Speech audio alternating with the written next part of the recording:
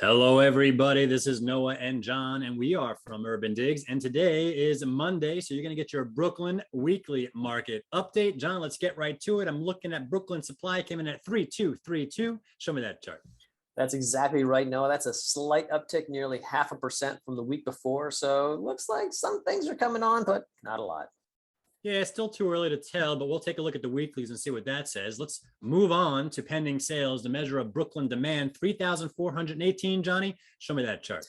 Again, Noah, you are exactly right on those numbers. It's almost as if you can read them off your screen. That's down 1% from the week before. And, we've seen pending sales decline now for about a month. So I think we're sort of in that trend in which that's starting to decline a little bit.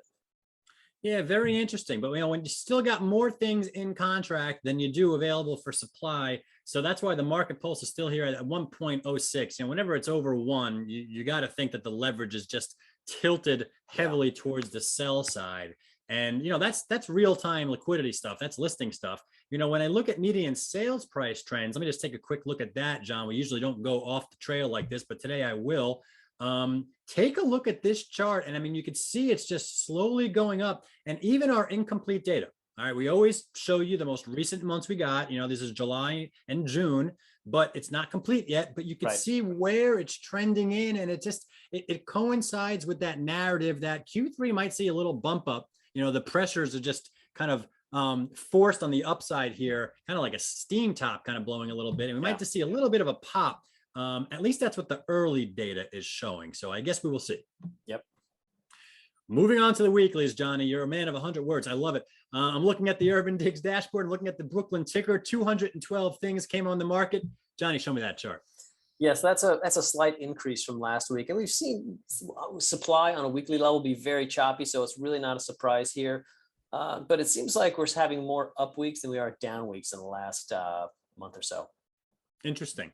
Well, we'll keep an eye on that. We are heading into the active season once a couple more weeks, but we'll see what happens. Let's move on to Brooklyn deals signed. 175 things went into contract. That's down a little bit. Johnny, show me that chart. It's down a bit. We're down back below 200, which is sort of our magic number for Brooklyn. But look, 175 is nothing to sneeze at. And I think if you add up, what's going off the market because it's going into contract and what's going off the market because it's simply going off market, you still have more than supply number for that week. So we're still, Brooklyn's still running hot on the demand side, just not as hot. And look, Noah, to be honest, we're getting into late summer activity here. So frankly, I don't expect to see any kind of meaningful pop up in contract signs for at least a month or so until the next typical wave of active season begins in mid-September.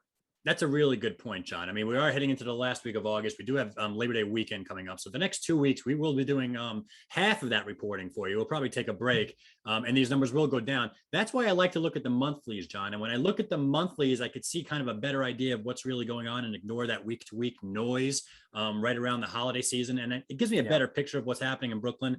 And I could see that the Brooklyn supply is falling at a faster clip than contract signed right here.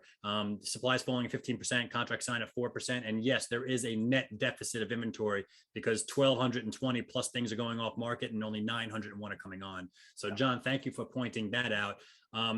Before we leave, let's go outside and show you guys one beautiful chart. Johnny, why don't you explain to our viewers what we're looking at here? Well, so one of the things we think is really cool to do is we take the sales, here we're doing on a yearly basis, and we just put them in buckets. Like how long did it take those deals to get a contract signed? And then from those buckets, we look at what that listing discount is. And the idea is that, as most people would tell you, the longer you're on the market, the more you're going to have to cut your price. And that's pretty much what we're seeing in Brooklyn here. But what's interesting to me, Noah, is what we don't see. And that's the under 60 days. Look at that, 0% 2019, a tiny tick up in 2020, most likely with the COVID and the return to the market. And in 2021, again, if you are priced right in Brooklyn, you are flying off the shelf at your asking price. Yeah, that is true right now. If you are pricing right and you're selling within 60 days, we're not missing data, as John was saying. That is zero. So you're basically, there are things, if you think about how that's possible, there are things going above the asking price. There are things going below the asking price, and it's kind of averaging out right at the asking price. That's how that happens. So if you're a seller in Brooklyn, the market should tell you right away. 60 days is the market telling you. It's enough time to listen to what that market is saying, and you want to be ahead of the market. So, if you're not getting your deal and you're not getting your action in the first 30 days, that looks like it might portend to 60 days. You may want to take some action so that you don't become this. You don't want to become the 9%. You don't want to become the 7.6%. That's what you're trying to avoid as a seller.